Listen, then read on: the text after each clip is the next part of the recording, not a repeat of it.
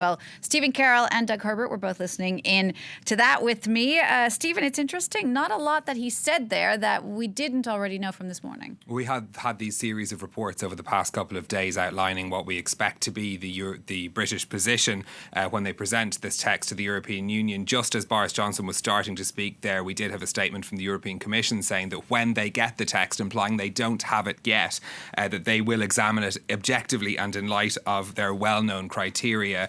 I don't know if we got so much detail that they'll have to chew over until they get the details of what he is in that text of a proposal. But the main principles were that he said there will be no checks at or near the border in Ireland. That's the border between Ireland and Northern Ireland. That they will respect the peace process and the Good Friday Agreement.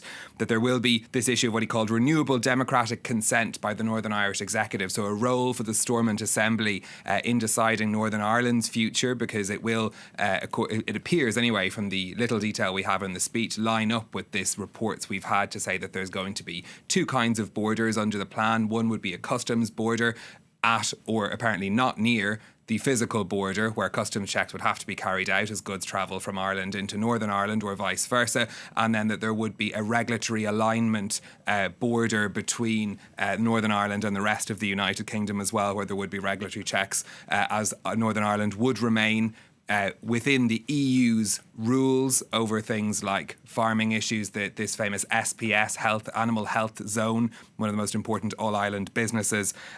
He said in his speech that they would protect existing regulatory alignments for farmers and businesses. We don't know how far he's talking about alignment on those rules and exactly what areas, because there's a lot more to it than just farming. But the point being, they do still intend to leave the customs unions. There would have to be customs checks on the island of Ireland, but regulatory checks between Northern Ireland and the rest of the UK.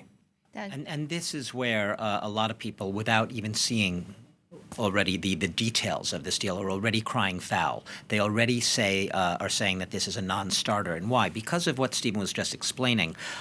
Essentially, under Britain, they're saying this is essentially a sabotage of the Good Friday Agreement, in the sense of one of the things that reassured Europe perhaps under Theresa May's withdrawal agreement was this idea of having an Irish backstop, which would ensure there would be no hard border returned to the island of Ireland between the Republic of Ireland and between Northern Ireland. Northern Ireland obviously being a part right now of Britain. Britain right now, for the time being, part of the EU, but when Brexit Day comes, presumably they would be leaving. Republic of Ireland is a member of the EU and will remain a member of the EU, creating this whole problem. The Good Friday Agreement and the fact that goods have been able to flow unchecked freely across that border has created a lot of not just prosperity, but a sense of stability for the communities on both sides of that border for the past 5, 10, 15, 20 years since that agreement.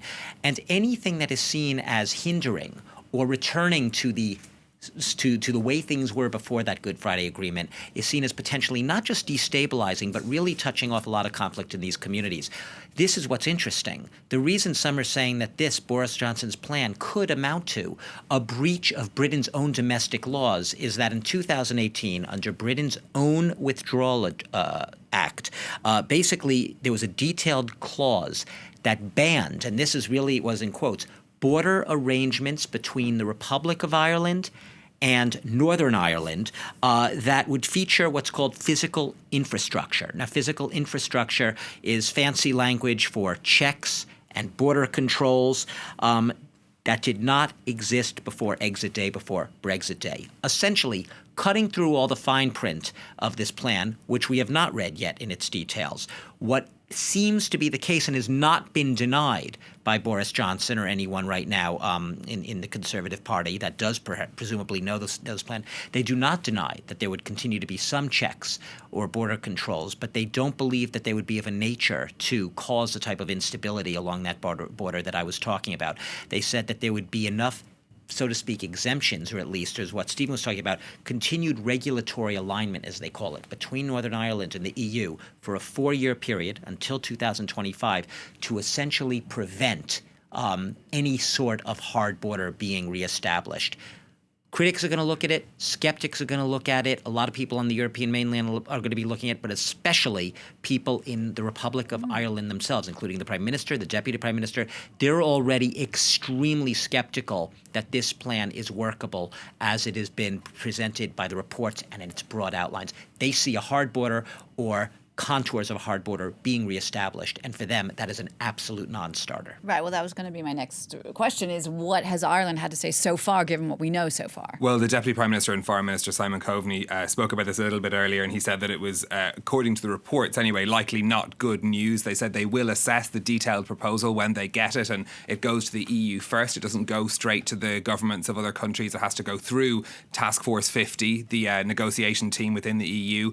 He said that he wouldn't be too encouraged by the reports, and if there are proposals for custom checks, he doesn't think that's going to be the basis for any agreement. That's the Irish Foreign Minister's comments this morning before that speech started. It's worth reminding ourselves what the EU says its red lines are in these negotiations. They want a fully open border. They want to preserve the north-south cooperation on the island of Ireland, preserve the all-island economy, the integrity of the single market, and that's where the regulatory rules come in. You can't have the integrity of the single market preserved if there aren't the required standards maintained north and south of that border. And whatever solution that the British government proposes, it must be legally operable. That means that they can put it into a text they think they can work and implement. And that's the sort of detail they're going to be looking for later on. We are expecting to have the EU examine this, as they've promised to do, in an objective fashion, to look at it. And what we'll be looking for is what kind of reaction we get from the European Union later on. Will they be making murmurings about, oh, well, there's progress to be made, perhaps, things to be looked at, or will they dismiss it out of hand? Well, it's interesting because Boris Johnson himself said he hoped that Brussels would find room to compromise to secure a deal. Is there any chance of that happening? But this has been Boris Johnson's sort of signature political strategy until now. This very sort of bodacious, if you will, optimism, repeatedly asserting that, he sees a prosperous, great future for Britain, that anyone who sort of opposes even looking at this plan, they are the ones who are the obstructionists, the opposition, those on the EU continent. And I don't think that this is a coincidence. I think that the strategy, obviously he's not going to explicitly state it, and the reason that a lot of people aren't taking this offer seriously is at the end of the day, Boris Johnson isn't seriously interested in a deal. There's no illusion or delusion, if you will, among many members of the Conservative Party, even if they're not going to publicly come out and say this, that this is a workable deal. What this is more about is exactly what Boris Johnson was saying before. It's about this ironclad adherence to this political pledge, this get Brexit done, leave, do or die on October 31st, without really delving into the fine print. A lot of the skeptics will say Boris Johnson is not interested in looking at the fine print of a backstop deal or how to overhaul it or how to make it workable. What he wants to do is deliver on Brexit come what may. And, the Parliament has basically tried to forestall the idea of a no deal, right? They actually passed a law saying that they cannot just crash out, that Boris Johnson would be legally obligated to seek an extension if by October 19th, 2 days after the European Council, which is coming up, there was still no deal to be had.